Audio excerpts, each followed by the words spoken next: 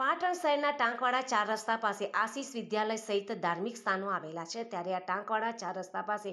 એક પણ બમ્પ ન હોવાને કારણે અવારનવાર અકસ્માતો સર્જાતા હતા અને સ્કૂલે આવતા જતા વિદ્યાર્થીઓને પણ બમ્પ ના હોવાના કારણે ફૂલ સ્પીડથી આવતા વાહનોને લઈને ભારે હાલાકીનો સામનો કરવાની ફરજ પડી હતી। તો અકસ્માતોના બનાવોને નિવારવા માટે વોર્ડ નંબર 10ના કોર્પોરેટર સમીમ બાનુ યાસીનભાઈ સુમરાને સ્થાનિક લોકોએ રજૂઆત કરવા જતાં તેઓએ ટાંકવાડા 4 રસ્તા પાસે ચારે દિશામાં બમ્પ બનાવવા માટેની માંગ પોતાના લેટર પેડ પર બાંધકામ શાખાને કરી હતી, જેના પગલે આજરોજ બાંધકામ શાખા દ્વારા ટાંકવાડા 4 રસ્તાની ચારે તરફ બમ્પ બનાવવાની કામગીરી આરંભી હતી। તો આ બમ્પ બનવાને કારણે છાસવારે સર્જાતા અકસ્માતોના નિવારણની સાથે સાથે સ્કૂલે જતા વિદ્યાર્થીઓ અને ધાર્મિક સ્થાનો પર આવતા જતા શ્રદ્ધાળુઓને પણ અકસ્માતનો ભય રહેશે નહીં અને આ બમ્પ બનાવવાની કામગીરીને લઈને સ્થાનિક લોકોએ પાલિકાની અને સમીમ બાનુ સુમરાની કામગીરીને સરાહનીય લેખાવી હતી।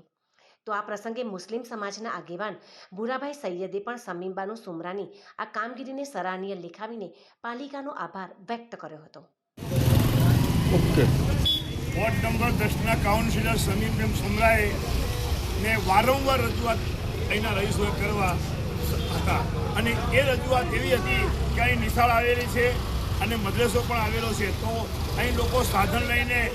ફૂલ ઝડપે જતા હતા, એના કારણે લોકોને નુકસાન પહોંચ્યું હતું। તો સમીમબેન સુમરાને વારંવાર રજૂઆત કરવા છતાં સમીમબેને નગરપાલિકાના અંદર તાત્કાલિક ધોરણે